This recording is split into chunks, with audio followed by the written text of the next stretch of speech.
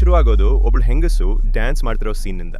ಆದರೆ ಅವಳ ಫೇಸ್ನಲ್ಲಿ ಖುಷಿ ಇಲ್ಲ, ಬದಲಾಗಿ ತುಂಬ ನೋವು ಮತ್ತು ಟೆನ್ಷನ್ ಕಾಣ್ತಿದೆ. ಈ ದುಃಖ ಎಲ್ಲಿಂದ ಬಂತು ಅಂತ ತಿಳ್ಕೊಳ್ಳೋಕೆ ನಾವು ಈ ಕಥೆಯ ಫ್ಲ್ಯಾಶ್ ಬ್ಯಾಕ್ಗೆ ಹೋಗಬೇಕಾಗತ್ತೆ. ಈ ತಾಯಿ ತನ್ನ ಮಗ ಜುನ್ನ ಜೊತೆ ಸೌತ್ ಕೊರಿಯಾದ ಒಂದು ಚಿಕ್ಕ ಟೌನ್ನಲ್ಲಿ ವಾಸ ಮಾಡ್ತಿದ್ದಾಳೆ. ಅವಳು ವೈದ್ಯಕೀಯ ಗಿಡಮೂಲಿಕೆಗಳನ್ನ ಮಾರಿ ತನ್ನ ಹೊಟ್ಟೆಪಾಡು ನಡೆಸ್ತಿರ್ತಾಳೆ. ಜೊತೆಗೆ ಆಕ್ಯುಪ್ರೆಷರ್ ಕೆಲಸ ಕೂಡ ಮಾಡ್ತಾಳೆ. ಆದರೆ ಅದಕ್ಕೆ ಲೈಸೆನ್ಸ್ ಬೇಕು, ಅವಳ ಹತ್ರ ಅದಿಲ್ಲ. ಹಾಗಾಗಿ ಅದನ್ನು ಸೀಕ್ರೆಟ್ಲಿ ಮಾಡ್ತಾಳೆ, ಯಾಕಂದರೆ ಅವಳು ಈಗಾಗಲೇ ಸಾಲದಲ್ಲಿ ಮುಳುಗಿದ್ದಾಳೆ. ಅದರಿಂದ ಬೇರೆ ದಾರಿ ಇಲ್ಲ.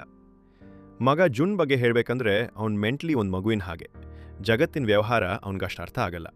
ಆದ್ದರಿಂದ ಅವನ ತಾಯಿ ದಿನವಿಡೀ ಅವನ ಮೇಲೆ ಗಮನ ಇಟ್ಟಿರ್ತಾಳೆ.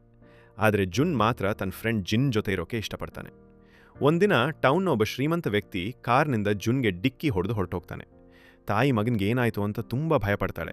ಆದರೆ ಜುನ್ ಮಾತ್ರ ತಾಯಿನ ಬಿಟ್ಟು ಜಿನ್ ಜೊತೆ ರಿವೆಂಜ್ ತಗೊಳಕ್ಕೆ ಹೋಗ್ತಾನೆ. ಇಬ್ರು ಆ ಶ್ರೀಮಂತ ವ್ಯಕ್ತಿ ಗಾಲ್ಫ್ ಕೋರ್ಸ್ನಲ್ಲಿ ಗೆಳೆಯರ ಜೊತೆ ಇರೋದನ್ನ ನೋಡಿ ಅವನ ಕಾರ್ನ ಗ್ಲಾಸ್ ಒಡೆದು ಅವನನ್ನು ಹೊಡೆಯಕ್ಕೆ ಶುರು ಮಾಡ್ತಾರೆ. ಆ ಗೊಂದಲದಲ್ಲಿ ಜುನ್ನಲ್ಲಿ ಬಿದ್ದಿದ್ದ ಒಂದಷ್ಟು ಗಾಲ್ಫ್ ಬಾಲ್ಸ್ ತಗೊಳ್ತಾನೆ. ಮತ್ತೆ ಅದ್ರ ಮೇಲೆ ತನ್ನ ಹೆಸರು ಬರೆದು ಗರ್ಲ್ ಫ್ರೆಂಡಿಗೆ ಕೊಡ್ತೀನಿ ಅಂತ ಪಾಕೆಟ್ನಲ್ಲಿ ಇಟ್ಕೊಳ್ತಾನೆ. ಆಮೇಲೆ ಆ ಶ್ರೀಮಂತ ವ್ಯಕ್ತಿ ಇಬ್ಬರನ್ನ ಪೊಲೀಸ್ ಸ್ಟೇಷನ್ಗೆ ಕರ್ಕೊಂಡು ಹೋಗ್ತಾನೆ. ಆಫೀಸರ್ ಜಿ ಆ ಶ್ರೀಮಂತ ವ್ಯಕ್ತಿಗೆ ಮಾತಾಡಿ ಮುಗಿಸಿ, ಯಾಕಂದರೆ ಕಾರ್ ಡಿಕ್ಕಿ ಹೊಡೆದು ನೀನೇ ಓಡ್ ಹೋಗಿದ್ದೆ, ಕೇಸ್ ನಿನ್ನ ಮೇಲೆ ಬೀಳ್ಬೋದು ಅಂತ ಹೇಳ್ತಾನೆ. ಅದಕ್ಕೆ ಆ ಶ್ರೀಮಂತ ವ್ಯಕ್ತಿ ಗುದ್ದಿದ್ದಕ್ಕೆ ಸಾರಿ ಕೇಳ್ತಾನೆ. ಆಮೇಲೆ ನನ್ನ ಕಾರ್ನ ಗ್ಲಾಸ್ ಹೊಡೆದಿದ್ದಾರೆ, ಅದು ದುಡ್ಡು ಕೊಡಿಸಿ ಅಂತ ಡಿಮ್ಯಾಂಡ್ ಮಾಡ್ತಾನೆ. ಜಿನ್ ತನ್ನನ್ನು ಸೇವ್ ಮಾಡ್ಕೊಳ್ಳೋಕೆ ಜುನ್ನನ್ನು ಬಲಿ ಕೊಟ್ಟು ಗ್ಲಾಸ್ ಹೊಡೆದದ್ದು ಜುನ್ ಅಂತ ಹೇಳ್ತಾನೆ. 1500 ಬಿಲ್ ಜುನ್ನ ತಲೆ ಮೇಲೆ ಬೀಳುತ್ತೆ. ಇಲ್ಲಿ ಒಂದು ಮುಖ್ಯ ವಿಷಯ ನೋಟಿಸ್ ಆಗುತ್ತೆ. ಆ ಶ್ರೀಮಂತ ವ್ಯಕ್ತಿ ಜುನ್ನನ್ನು ಹುಚ್ಚ ಅಂತ ಕರೀತಾನೆ. ಯಾರಾದರೂ ಹಾಗೆ ಅಂದರೆ ಜುನ್ಗೆ ತಡ್ಕೊಳ್ಳೋಕೆ ಆಗಲ್ಲ. ಆಮೇಲೆ ಮನೆಗೆ ಬಂದ ಮೇಲೆ ತಾಯಿ ಅವನಿಗೆ ಜಿನ್ನಿಂದ ದೂರ ಇರು, ಅವನು ಒಳ್ಳೆ ಹುಡುಗ ಅಲ್ಲ ಅಂತ ಹೇಳ್ತಾಳೆ. ಆದರೆ ಜೂನ್ ಅವಳ ಮಾತು ಕೇಳಲ್ಲ. ಮತ್ತೆ ಮೆನ್ಹ್ಯಾಟನ್ ಬಾರ್ಗೆ ಹೋಗಿ ತುಂಬ ಬಿಯರ್ ಕುಡ್ತಾನೆ. ಕುಡಿದು ಟೈಟ್ ಆದವನನ್ನ ಬಾರ್ ಓನರ್ ಹೊರಗೆ ಕಳಿಸ್ತಾಳೆ. ಮನೆಗೆ ವಾಪಸ್ ಹೋಗೋ ದಾರಿಲಿ ಮೂನ್ ಅನ್ನೋ ಒಬ್ಳು ಟೀನೇಜ್ ಹುಡುಗಿ ಸಿಗ್ತಾಳೆ. ಕುಡಿದು ನಶೆಯಲ್ಲಿ ಜೂನ್ ಅವಳಿಗೆ ನನ್ನ ಗರ್ಲ್ ಫ್ರೆಂಡ್ ಆಗು ಅಂತ ಕೇಳ್ತಾನೆ. ಕೋಪ್ಕೊಂಡು ಮೂನ್ ಇದ್ದಕ್ಕಿದ್ದಂತೆ ಕತ್ಲಲ್ಲಿ ಅಡಗಿ ಅವನ ಮೇಲೆ ಒಂದು ದೊಡ್ಡ ಕಲ್ಲು ಎಸಿತಾಳೆ. ಭಯ ಬಿದ್ದ ಜೂನ್ ಅಲ್ಲಿಂದ ಓಡ್ ಹೋಗ್ತಾನೆ. ಆ ರಾತ್ರಿ ಜೂನ್ ಅವನ ಹೆಸರು ಬರೆದಿದ್ದ ಅದೇ ಬಾಲನ್ನು ಆಕ್ಸಿಡೆಂಟ್ಲಿ ಅಲ್ಲೇ ಬೀಳಿಸ್ಬಿಡ್ತಾನೆ. ಮರುದಿನ ಆ ಜಾಗದಲ್ಲೇ ಮೂನ್ನ ಡೆಡ್ ಬಾಡಿ ಸಿಗುತ್ತೆ. ಯಾರೋ ಅವಳನ್ನು ಕೊಲೆ ಮಾಡಿ ರೂಫ್ ಮೇಲೆ ಬಿಟ್ಟು ಹೋಗಿದ್ದಾರೆ. ಸರ್ಚ್ ಮಾಡ್ತಿರುವಾಗ ಆಫೀಸರ್ ಜಿಗೆ ಆ ಬಾಲ್ ಸಿಗುತ್ತೆ. ಅದ್ರ ಮೇಲೆ ಜೂನ್ನ ಹೆಸರು. ಅದನ್ನೇ ಎವಿಡೆನ್ಸ್ ಆಗಿ ತಗೊಂಡು ಜಿ ಜೂನ್ನ ಅರೆಸ್ಟ್ ಮಾಡ್ತಾನೆ. ಇಡೀ ಟೌನ್ಗೆ ಜೂನ್ನ ಮೆಂಟಲ್ ಕಂಡೀಷನ್ ಗೊತ್ತಿದೆ. ಜಿ ಮತ್ತು ಅವನ ಆಫೀಸರ್ಸ್ ಅದನ್ನು ಅಡ್ವಾಂಟೇಜ್ ಆಗಿ ತಗೊಂಡು ಟ್ರಿಕ್ಕಿ ಕ್ವೆಶನ್ಸ್ ಕೇಳಿ ಜೂನ್ನ ಕೇಸ್ನಲ್ಲಿ ಸಿಕ್ಕಿಸ್ತಾರೆ. ಜೂನ್ ಕೂಡ ನಾನು ತುಂಬ ಕೆಟ್ಟವನು, ನಾನು ಯಾರನ್ನಾದರೂ ಕೊಲೆ ಮಾಡಬಲ್ಲೆ ಅಂತ ಹೇಳ್ಬಿಡ್ತಾನೆ. ಆಮೇಲೆ ಪೇಪರ್ ಮೇಲೆ ಅವ್ನ ಸೈನ್ ತಗೊಂಡು ಮೂನ್ನ ಕೇಸ್ನ ಸಸ್ಪೆಕ್ಟ್ ಮಾಡಿಬಿಡ್ತಾರೆ. ಆದರೆ ತಾಯಿಗೆ ಅವಳ ಮಗ ಇಂಥ ಕೆಲಸ ಮಾಡಿರೋದಿಲ್ಲ ಅಂತ ಚೆನ್ನಾಗಿ ಗೊತ್ತು. ಅವಳ ಕಣ್ಣಲ್ಲಿ ಜೂನ್ ಒಬ್ಬ ಇನ್ನಸೆಂಟ್ ಮಗು. ತಾಯಿ ಜೂನ್ ಹತ್ರ ಹೋಗಿ ಆ ರಾತ್ರಿ ಏನಾಯಿತು, ನೀನೇನಾದರೂ ತಪ್ಪು ಮಾಡಿದ್ಯಾ ಅಂತ ಕೇಳ್ತಾರೆ. ಆದರೆ ಜೂನ್ ನಾನು ಏನೂ ಮಾಡಿಲ್ಲ, ನೀವಿಲ್ಲಿಂದ ಹೋಗಿ ನನಗಿಷ್ಟ ಆಗ್ತಿಲ್ಲ, ನಾನಿನ್ನ ಮಗು ಅಲ್ಲ ಅಂತ ಹೇಳಿ ಅವಳನ್ನ ಕಳಿಸ್ಬಿಡ್ತಾನೆ. ಆಮೇಲೆ ತಾಯಿ ಆಫೀಸರ್ ಜಿ ಹತ್ರ ಹೋಗಿ ತನ್ನ ವೈದ್ಯಕೀಯ ಗಿಡಮೂಲಿಕೆಗಳನ್ನು ಕೊಟ್ಟು ಇವು ತುಂಬ ಬೆಲೆ ಬಾಳುತ್ತೆ, ಇದ್ರ ಬದಲಿಗೆ ನನ್ನ ಮಗನ್ ಬಿಡು, ನಿನ್ಗೆ ಗೊತ್ತಿದೆ ಅವನು ಇಂಥ ಕೆಲಸ ಮಾಡಲ್ಲ ಅಂತ ರಿಕ್ವೆಸ್ಟ್ ಮಾಡ್ತಾರೆ. ಆದರೆ ಜಿ ಎಲ್ಲ ಎವಿಡೆನ್ಸ್ ಜೂನ್ ವಿರುದ್ಧ ಇದೆ, ನಾನೇನು ಮಾಡೋಕ್ಕಾಗಲ್ಲ, ಮನೆಗೆ ಹೋಗಿ ರೆಸ್ಟ್ ಮಾಡಿ ಅಂತ ಹೇಳ್ತಾನೆ. ಆದರೆ ತಾಯಿ ಸುಮ್ಮನೆ ಕೂರಲ್ಲ. ಟೌನ್ನ ಅತ್ಯಂತ ದೊಡ್ಡ ಲಾಯರ್ನ ಹತ್ರ ಹೋಗ್ತಾಳೆ. ಅವನಿಗೆ ಸ್ವಲ್ಪ ಟ್ರೀಟ್ ಮಾಡಿ ಸಾಕಷ್ಟು ಹಣದ ಆಸೆ ತೋರಿಸಿ ಅವನನ್ನು ಜೂನ್ ಹತ್ರ ಕರ್ಕೊಂಡು ಹೋಗ್ತಾಳೆ. ಅಲ್ಲಿ ಅವರು ಜೂನ್ ಬ್ರೈನನ್ನು ಎಕ್ಸಸೈಸ್ ಮಾಡಿಸಿ ಆ ರಾತ್ರಿ ಏನಾಯಿತು ಅಂತ ನೆನ್ಪು ಮಾಡ್ಕೊಳ್ಳೋಕ್ಕೆ ಟ್ರೈ ಮಾಡ್ತಾರೆ. ಆ ರಾತ್ರಿ ನೀನು ಏನು ನೋಡಿದೆ, ಏನು ಫೀಲ್ ಮಾಡಿದೆ ಅಂತ ಎಲ್ಲ ನೆನ್ಪು ಮಾಡ್ಕೊಂಡು ಹೇಳು ಅಂತ ತಾಯಿ ಹೇಳ್ತಾಳೆ. ಭಾಳ ಹೊತ್ತಿನ ನಂತರ ನೆನಪಾಯಿತು, ಆ ದಿನ ಕಾರ್ನ್ ಗ್ಲಾಸ್ ಹೊಡೆದದ್ದು ನಾನಲ್ಲ, ಅದು ಜಿನ್. ಅವನು ನನ್ನ ಫ್ರೇಮ್ ಮಾಡಿದ್ದ, ಗ್ಲಾಸ್ ಹೊಡೆಯೋ ಮೊದಲೇ ನಾನು ಬಿದ್ದು ಹೋಗಿದ್ದೆ ಅಂತ ಜೂನ್ ಹೇಳ್ತಾನೆ. ಜೂನ್ನ ಸ್ಥಿತಿ ನೋಡಿ ಈ ಕೇಸ್ ಭಗವಂತ ಬಂದರೂ ಗೆಲ್ಲೋಕ್ಕಾಗಲ್ಲ ಅಂತ ಲಾಯರ್ಗೆ ಅರ್ಥ ಆಗುತ್ತೆ. ಅವ್ನು ಹೊರಟೋದ್ಮೇಲೆ ತಾಯಿ ಜೂನ್ಗೆ ಚಿಂತೆ ಮಾಡಬೇಡ, ನಾನು ನಿನ್ನ ಹೊರಗೆ ತರ್ತೀನಿ ಅಂತ ಹೇಳ್ತಾಳೆ. ಅದಕ್ಕೆ ಜೂನ್ ಇದ್ರ ಹಿಂದೆ ಜಿನ್ ಇರ್ಬೋದು, ಯಾಕಂದರೆ ಇಷ್ಟು ದಿನ ಆಗಿದ್ರೂ ಅವ್ನು ಜೈಲ್ಗೆ ನನ್ನ ಭೇಟಿ ಮಾಡೋಕ್ಕೆ ಬಂದಿಲ್ಲ. ಮತ್ತೆ ಆ ರಾತ್ರಿ ತಾನು ಒಬ್ಬನೇ ಇದ್ದೆ. ಜಿನ್ಗಾಗಿ ತುಂಬ ಹೊತ್ತು ವೆಯ್ಟ್ ಮಾಡಿದೆ, ಆದರೆ ಅವ್ನು ಬರಲೇ ಇಲ್ಲ ಅಂತ ಹೇಳ್ತಾನೆ. ಜುನ್ನ ಮಾತು ಕೇಳಿದ ಮೇಲೆ ಬಹುಶಃ ಜಿನ್ ಉದ್ದೇಶಪೂರ್ವಕವಾಗಿ ಜುನ್ನನ್ನು ಫ್ರೇಮ್ ಮಾಡಿದಾನೆ, ಮರ್ಡರ್ ಕೂಡ ಅವನೇ ಮಾಡಿರ್ಬೋದು ಅಂತ ತಾಯಿಗೆ ಕ್ಲಿಯರ್ ಆಗುತ್ತೆ. ತಾಯಿ ಆ ಲಾಯರ್ ಹತ್ರ ವಾಪಸ್ ಹೋಗ್ತಾಳೆ. ಆದರೆ ಈಗ ಅವನು ಅವಳನ್ನು ಇಗ್ನೋರ್ ಮಾಡ್ತಾನೆ. ಆಮೇಲೆ ತಾಯಿ ಜಿನ್ನ ಮನೆಗೆ ಹೋದಾಗ ಅಲ್ಲೊಂದು ಗಾಲ್ಫ್ ಸ್ಟಿಕ್ ಸಿಗುತ್ತೆ, ಅದ ಮೇಲೆ ಬ್ಲಡ್ ಇದೆ. ಈ ಸ್ಟಿಕ್ನಿಂದಲೇ ಜಿನ್ ಮೂನ್ನ ಕೊಲೆ ಮಾಡಿರಬೇಕು ಅಂತ ತಾಯಿಗೆ ಅರ್ಥ ಆಗುತ್ತೆ. ಆದರೆ ಅದೇ ಸಮಯದಲ್ಲಿ ಜಿನ್ ಮನೆಗೆ ಬರ್ತಾನೆ. ಮತ್ತೆ ತಾಯಿ ಅಡಗಿ ಕೂರ್ತಾಳೆ. ಅಲ್ಲೇ ಒಂದು ಶಾಕಿಂಗ್ ವಿಷಯ ನೋಡ್ತಾಳೆ. ಜಿನ್ಗೆ ಆ ಬಾರ್ ಓನರ್ನ ಮಗಳ ಜೊತೆ ಅಫೇರ್ ಇದೆ. ಮೂನ್ಗೆ ಈ ಇಬ್ಬರ ಬಗ್ಗೆ ತಿಳಿದಿರ್ಬೋದು. ಅದು ಕೋಪದಲ್ಲಿ ಜಿನ್ ಅವಳನ್ನ ಕೊಲೆ ಮಾಡ್ಬೋದು ಅಂತ ತಾಯಿ ಯೋಚಿಸ್ತಾಳೆ. ಹೇಗೋ ಆ ಸ್ಟಿಕ್ ತಗೊಂಡು ಆಫೀಸರ್ ಜಿ ಹತ್ರ ಹೋಗ್ತಾಳೆ. ಆದರೆ ಜೀನ್ ಟೀಮ್ ಚೆಕ್ ಮಾಡಿದ್ರೆ ಅದು ಬ್ಲಡ್ ಅಲ್ಲ, ಜೀನ್ ಗರ್ಲ್ ಫ್ರೆಂಡ್ ಲಿಪ್ಸ್ಟಿಕ್ ಅಂತ ತಿಳಿಯುತ್ತೆ. ತಾಯಿ ಪೂರ್ತಿ ಡಿಸಪಾಯಿಂಟೆಡ್ ಆಗಿ ಮನೆ ಕಡೆ ಹೊರಡ್ತಾಳೆ. ದಾರಿಯಲ್ಲಿ ಒಬ್ಬ ಹೋಮ್ಲೆಸ್ ಮ್ಯಾನ್ ಸಿಗ್ತಾನೆ. ಅವ್ನ ಬ್ಯಾಸ್ಕೆಟ್ನಿಂದ ಒಂದು ಅಂಬ್ರೆಲಾ ತೊಗೊಂಡು ಅವನಿಗೆ ತನ್ನ ಎಲ್ಲ ಹಣ ಕೊಡೋಕೆ ಹೋಗ್ತಾಳೆ. ಆದರೆ ಅವನಿಗೆ ಈ ಹೆಂಗಸು ತುಂಬ ಕಷ್ಟದಲ್ಲಿದ್ದಾಳೆ ಅಂತ ಅರ್ಥ ಆಗುತ್ತೆ. ಅದಕ್ಕೆ ಸ್ವಲ್ಪ ಹಣ ತೊಗೊಂಡು ಹೊರಟೋಗ್ತಾನೆ. ಆಮೇಲೆ ತಾಯಿ ಕೊನೆ ಭರವಸೆ ಅಂತ ಆ ಲಾಯರ್ ಹತ್ರ ಮತ್ತೆ ಹೋಗ್ತಾಳೆ. ಆದರೆ ಅವನು, ನಿನ್ನ ಮಗನಿಗೆ ಮೆಂಟಲ್ ಕಂಡೀಷನ್ ಇರೋದ್ರಿಂದ ಜಾಸ್ತಿ ಪನಿಷ್ಮೆಂಟ್ ಆಗಲ್ಲ, 3 ವರ್ಷ ಹಾಸ್ಪಿಟ್ಲಲ್ಲಿ ಇಟ್ಕೊಂಡು ಆಮೇಲೆ ಅವರು ಅವನನ್ನು ಬಿಟ್ಬಿಡ್ತಾರೆ ಅಂತ ಹೇಳ್ತಾನೆ. ಅದಾದಮೇಲೆ ಇಡೀ ಟೌನ್ ಜೂನ್ ನನ್ನ ಕೊಲೆಗಾರ ಅಂತ ತಿಳ್ಕೊಂಡಿರೋದ್ರಿಂದ ತಾಯಿ ಮೂನ್ನ ಮನೆಯವ್ರ ಹತ್ರ ಹೋಗಿ, ನನ್ನ ಮಗ ಇನ್ನಸೆಂಟ್, ಅವ್ನು ನಿಮ್ಮ ಮಗಳನ್ನ ಕೊಲೆ ಮಾಡಿಲ್ಲ ಅಂತ ಹೇಳ್ತಾಳೆ. ಆದರೆ ಮೂನ್ನ ಮನೆಯವರು ಅವಳನ್ನು ಹೊಡೀಕ್ಕೆ ಶುರು ಮಾಡ್ತಾರೆ. ಆ ರಾತ್ರಿ ಜಿನ್ ತಾಯಿ ಮನೆಗೆ ಬರ್ತಾನೆ. ಅವಳ ಹತ್ರ, ನೀನು ನನ್ನ ಫ್ರೇಮ್ ಮಾಡೋಕ್ಕೆ ಟ್ರೈ ಮಾಡಿದೆ, ಅದಕ್ಕೆ $5,000 ಕೊಡು, ಇಲ್ದಿದ್ರೆ ನಿನ್ನ ಮೇಲೆ ಉಲ್ಟಾ ಕೇಸ್ ಮಾಡ್ತೀನಿ ಅಂತ ಥ್ರೆಟನ್ ಮಾಡ್ತಾನೆ. ಅದ್ರ ಜೊತೆಗೆ ಪೊಲೀಸ್ ಸರಿಯಾಗಿ ಇನ್ವೆಸ್ಟಿಗೇಟ್ ಮಾಡಿಲ್ಲ.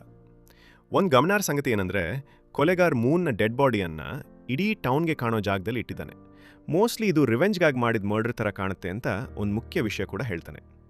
ಆಮೇಲೆ ಯಾರನ್ನೂ ನಂಬೇಡ, ಸುಮ್ಮನೆ ಇನ್ವೆಸ್ಟಿಗೇಟ್ ಮಾಡ್ತಾ ಇರು, ಕೊಲೆಗಾರ ನಮ್ಮ ಸುತ್ತಮುತ್ತಲೇ ಇದ್ದಾನೆ ಅಂತ ಹೇಳ್ತಾನೆ. ತಾಯಿ ಮೂನ್ನ ಸ್ಕೂಲ್ ಫ್ರೆಂಡ್ಸ್ ಹತ್ರ ಹೋಗ್ತಾಳೆ. ಅಲ್ಲಿ ಮೂನ್ಗೆ JP ಅನ್ನೋ ಬಾಯ್ ಫ್ರೆಂಡ್ ಇದ್ದ. ಜೊತೆಗೆ ಅವಳು ಬೇರೆ ಹಲವು ಹುಡುಗರ ಜೊತೆ ಕೂಡ ಇರ್ತಿದ್ಲು ಅಂತ ತಿಳಿಯುತ್ತೆ. ಆಮೇಲೆ ತಾಯಿ ಜುನ್ ಹತ್ರ ಹೋಗಿ ಮೆಡಿಟೇಷನ್ ಮತ್ತು ಎಕ್ಸರ್ಸೈಸ್ ಮಾಡಿ ಆ ರಾತ್ರಿ ಏನಾಯಿತು ಅಂತ ನೆನಪು ಮಾಡ್ಕೊಳ್ಳೋಕ್ಕೆ ಟ್ರೈ ಮಾಡು ಅಂತ ಹೇಳ್ತಾಳೆ. ಒಂದಿನ ಜೈಲ್ನಲ್ಲಿ ಕೆಲವು ಖೈದಿಗಳು ಜುನ್ನನ್ನು ಹುಚ್ಚ ಅಂತ ಛೇಡಿಸ್ತಾರೆ. ಜುನ್ ಅವ್ರ ಜೊತೆ ಫೈಟ್ ಮಾಡ್ತಾನೆ. ಆ ಹೊಡೆತದಿಂದ ಅವನ ಕೆಲವು ಮೆಮರೀಸ್ ವಾಪಸ್ ಬರ್ತವೆ. ತಾಯಿ ಭೇಟಿ ಮಾಡಕ್ಕೆ ಬಂದಾಗ ಏಟ್ ತಿಂದ ಮೇಲೆ ನನ್ನ ಕೆಲವು ಮೆಮರೀಸ್ ವಾಪಸ್ ಬಂದಿವೆ ಅಂತ ಹೇಳ್ತಾನೆ.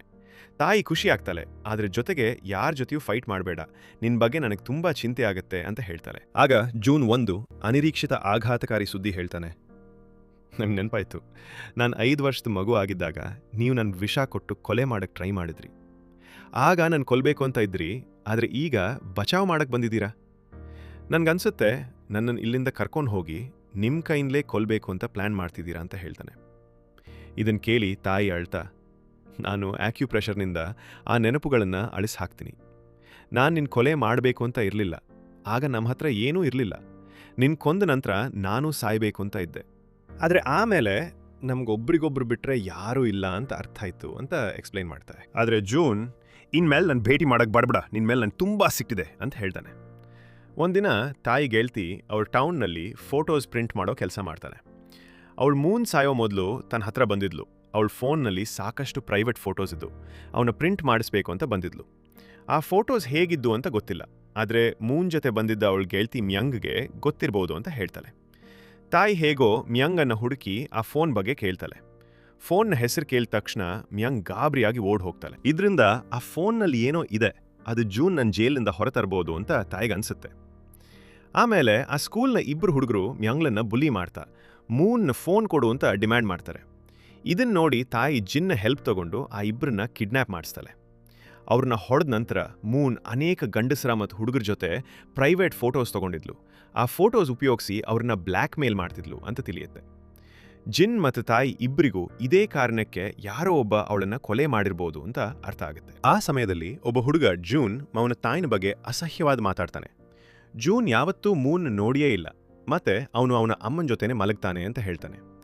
ಇದನ್ನು ಕೇಳಿದ ಜಿನ್ ತನ್ನ ಗೆಳೆಯನ ಬಗ್ಗೆ ಇಂಥ ಮಾತು ಕೇಳಿ ತಡ್ಕೊಳಕ್ಕಾಗದೆ ಅವನನ್ನು ಹೊಡೆಯಕ್ಕೆ ಶುರು ಮಾಡ್ತಾನೆ. ಯಾಕಂದ್ರೆ ಜೂನ್ ಒಬ್ಬ ಇನ್ನಸೆಂಟ್ ಮಗು ಥರ ಅಂತ ಅವನಿಗೂ ಗೊತ್ತು. ಆಮೇಲೆ ತಾಯಿ ಮೂನ್ ಮನೆಗೆ ಧಾವಿಸ್ತಾಳೆ. ಅಲ್ಲಿ ಅವಳು ವಯಸ್ಸಾದ ಅಜ್ಜಿ ಇರ್ತಾಳೆ. ಸ್ವಲ್ಪ ಹಣ ಕೊಟ್ಟು ಮೂನಲ್ಲಿ ಫೋನ್ ತಗೊಳ್ತಾಳೆ. ಆ ಫೋನ್ನಲ್ಲಿ ಅನೇಕ ಜನರ ಪ್ರೈವೇಟ್ ಫೋಟೋಸ್ ಇರ್ತವೆ. ಅದೇ ಸಮಯದಲ್ಲಿ ಜೂನ್ಗೆ ಆ ರಾತ್ರಿ ನಡೆದದ್ದು ಅವನ ಕತ್ತಲಲ್ಲಿ ಒಬ್ಬ ವಯಸ್ಸಾದ ವ್ಯಕ್ತಿನ ನೋಡಿದ. ಅವನ ಎಲ್ಲ ಕೂದಲು ಬಿಳಿ ಇತ್ತು ಅಂತ ಇನ್ನಷ್ಟು ನೆನಪಾಗುತ್ತೆ. ಮರುದಿನ ತಾಯಿ ಫೋನ್ ತಗೊಂಡು ಜುನ್ ಹತ್ರ ಹೋಗ್ತಾಳೆ. ಜುನ್ ಆ ರಾತ್ರಿ ನೋಡಿದ ವ್ಯಕ್ತಿ ಒಬ್ಬ ಮುದುಕ, ಅವನ ಕೂದಲು ಸಂಪೂರ್ಣ ಬಿಳಿ ಇತ್ತು ಅಂತ ಹೇಳ್ತಾನೆ. ತಾಯಿ ಫೋನ್ನಲ್ಲಿರುವ ಎಲ್ಲ ಫೋಟೋಸ್ ತೋರಿಸ್ತಾಳೆ. ಕೊನೆಗೆ ಅವನು ಬೇರೆ ಯಾರೂ ಅಲ್ಲ, ಅದೇ ಹೋಮ್ಲೆಸ್ ಮ್ಯಾನ್ ಅಂತ ಗೊತ್ತಾಗುತ್ತೆ. ತಾಯಿ ತಕ್ಷಣ ಅವನ ಮನೆಗೆ ಹೋಗ್ತಾಳೆ. ಅವನು ಟೌನ್ನಿಂದ ತುಂಬ ದೂರ ಇರ್ತಾನೆ. ಅವನ ಹತ್ರ ತಾನು ಚಾರಿಟಿ ವರ್ಕರ್, ಹೋಮ್ಲೆಸ್ ಜನಕ್ಕೆ ಫ್ರೀ ಮೆಡಿಕಲ್ ಟ್ರೀಟ್ಮೆಂಟ್ ಕೊಡ್ತೀವಿ ಅಂತ ಹೇಳ್ತಾಳೆ. ಜೊತೆಗೆ ಆಕ್ಯುಪ್ರೆಷರ್ ಕೂಡ ಮಾಡ್ತೀವಿ, ಅದರಿಂದ ನಿನ್ನ ಕೆಟ್ಟ ನೆನಪುಗಳು ಮರ್ತೋಗ್ತಾವೆ ಅಂತ ನಂಬಿಸ್ತಾಳೆ. ಅದನ್ನು ಕೇಳಿದವನು ತನ್ನ ಒಂದು ರಾತ್ರಿಯ ನೆನಪು ಮರೀಲೇಬೇಕು, ಈ ವಯಸ್ಸಿನಲ್ಲಿ ಅಂಥ ನೆನಪುಗಳು ತಡ್ಕೊಳ್ಳೋಕ್ಕಾಗಲ್ಲ ಅಂತ ತಾಯಿಗೆ ಹೇಳ್ತಾನೆ. ಆ ರಾತ್ರಿ ಟೌನ್ನಲ್ಲಿ ಆ ಹುಡುಗಿ ಕೊಲೆ ಆದ ಮನೆಯಲ್ಲಿ ತಾನಿದ್ದೆ. ಆ ಮನೆ ಯಾವಾಗಲೂ ಖಾಲಿ ಇರ್ತಿತ್ತು, ಹಾಗಾಗಿ ತಾನು ಆಗಾಗ ಅಲ್ಲಿ ರಾತ್ರಿ ಕಳೀತಿದ್ದೆ ಅಂತ ಹೇಳ್ತಾನೆ. ಆಮೇಲೆ ಆ ರಾತ್ರಿ ಏನಾಯ್ತು ಅಂತ ಹೇಳ್ತಾನೆ. ಆ ಹುಡುಗಿ ಒಬ್ಬ ಹುಡುಗನ್ ನೋಡಿ ಅಡಗಿ ಕೂತ್ಲು. ಆಮೇಲೆ ಅವನನ್ನ ಹುಚ್ಚ ಅಂತ ಕರೆದು ಕಲ್ಲು ಎಸೆದ್ಲು. ಆ ಹುಡುಗ ಕೋಪದಲ್ಲಿ ಆ ಕಲ್ಲನ್ನೇ ವಾಪಸ್ ಅವಳ ಮೇಲೆ ಎಸ್ದ. ಅದು ನೇರವಾಗಿ ತಲೆಗೆ ತಗಲಿ ಅವಳು ಅಲ್ಲೇ ಸತ್ತು ಹೋದ್ಲು. ಆ ಹುಡುಗ ಅವಳನ್ನ ರೂಫ್ ಮೇಲಿಟ್ಟು ಓಡ್ ಹೋಗ್ತಾ ತನ್ನ ತಲೆ ಮೇಲೆ ಬೆರಳುಗಳನ್ನು ವಿಚಿತ್ರ ರೀತಿಯಲ್ಲಿ ತಿರುಗಿಸ್ತಿದ್ದ ಅಂತ ಹೇಳ್ತಾನೆ.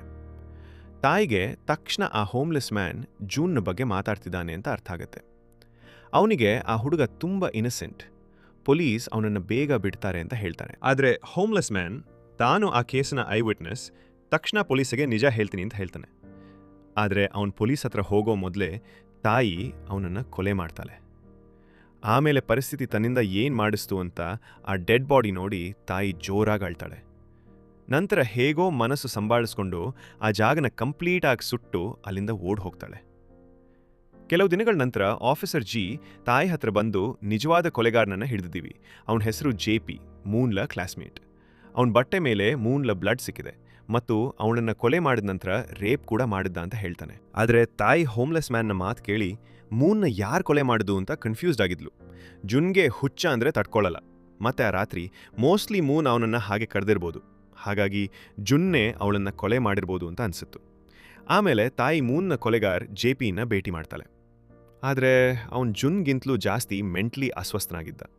ಅವನಿಗೆ ತನ್ನವರು ಅಂತ ಯಾರಿಲ್ಲ ಅಂತ ತಿಳಿದ ಮೇಲೆ ಏಕೋ ಆ JPಯಲ್ಲಿ ತನ್ನ ಮಗ ಜುನ್ನನ್ನೇ ನೆನೆಸ್ಕೊಂಡು ತಾಯಿ ಜೋರಾಗಿ ಅಳ್ತಾಳೆ. ಕೊನೆಗೆ ಜುನ್ ಜೈಲಿನಿಂದ ಹೊರಬಂದು ಜಿನ್ ಮತ್ತು ಮೀನಾನ ಭೇಟಿ ಮಾಡ್ತಾನೆ. ಮೂರು ಆ ಹೋಮ್ಲೆಸ್ ಮ್ಯಾನ ಜಾಗಕ್ಕೆ ಹೋಗ್ತಾರೆ. ಆಮೇಲೆ ನಾವು ಟೌನ್ನ ವೃದ್ಧರು ಎಲ್ಲರೂ ಒಂದು ಟ್ರಿಪ್ಗೆ ಹೋಗ್ತಿರೋದನ್ನ ನೋಡ್ತೀವಿ. ಅದರಲ್ಲಿ ತಾಯಿ ಕೂಡ ಇದ್ದಾಳೆ. ಹೊರಡೋ ಮೊದಲು ಜುನ್ ತಾಯಿಗೆ ಆ ಹೋಮ್ಲೆಸ್ ಮ್ಯಾನ ಜಾಗದಲ್ಲಿ ನಿಮ್ಮ ಆಕ್ಯುಪ್ರೆಷರ್ನ ಬಾಕ್ಸ್ ಸಿಕ್ತು ಅಂತ ಹೇಳ್ತಾನೆ. ಆ ಬಾಕ್ಸ್ ನೋಡಿದ ತಕ್ಷಣ ತಾಯಿ ಜುನ್ನ ಕಣ್ ತಪ್ಪಿಸ್ತಾಳೆ. ಯಾಕಂದ್ರೆ ಜುನ್ನ ಬಚಾವ್ ಮಾಡಕ್ಕೆ ಅವಳು ಒಬ್ಬ ನಿರ್ದೋಷಿ ಮನುಷ್ಯನ ಕೊಲೆ ಮಾಡಿದ್ಲು. ಜೊತೆಗೆ ತಾಯಿಗೆ ಈಗ ಮೂನ್ನ ಜುನ್ನೇ ಕೊಲೆ ಮಾಡಿದ ಅಂತ ಗಟ್ಟಿ ನಂಬಿಕೆ ಬಂದಿದೆ. ಅದಲ್ಲದೆ ಆ ಹೋಮ್ಲೆಸ್ ಮ್ಯಾನ್ನ ಕೊಲೆ ಮಾಡಿದ ಮೆಮರಿ ತಾಯಿಯನ್ನ ತುಂಬಾ ಟಾರ್ಚರ್ ಮಾಡ್ತಿದೆ. ಹಾಗಾಗಿ ಆಕ್ಯುಪ್ರೆಷರ್ ಉಪಯೋಗಿಸಿ ಆ ಮೆಮರಿಯನ್ನ ತಾನೇ ತನ್ನ ತಲೆಯಿಂದ ಅಳಿಸಾಕೊಳ್ತಾಳೆ. ಮತ್ತು ಇಲ್ಲಿಗೆ ಈ ಸಿನಿಮಾ ಎಂಡ್ ಆಗುತ್ತೆ. ಕೊನೆಯದಾಗಿ ವಿಡಿಯೋ ನೋಡೋದಕ್ಕೆ ತುಂಬ ಧನ್ಯವಾದಗಳು.